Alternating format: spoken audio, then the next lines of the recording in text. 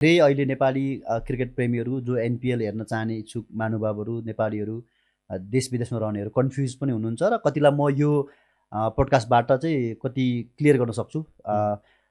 सबभन्दा पहिलो कुरो त नेपाल क्रिकेट सङ्घले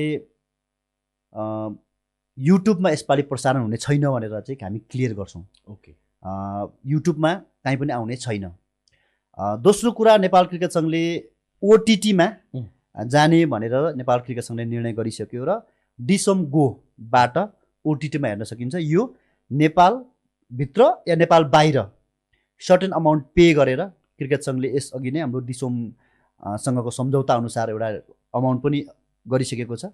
नेपालभित्र 300 रुपियाँ र एसोसिएट कन्ट्रीमा 500 रुपियाँ। त्यसो हुँदा हामी बाहिर अरू $10 तिरेर चाहिँ हामी थ्रु आउट दि हामी एनपिएल अवधिभर चाहिँ हेर्न सक्छौँ। जुन चिज चाहिँ डिसोमगोको एप डाउनलोड गर्ने त्यहाँबाट हामीले गेम हेर्न सक्छौँ। र फेरि सँगसँगै हामीले नेपालभित्र लास्ट टाइम हामीले स्टार स्पोर्ट्समा ब्रोडकास्टिङ थियो।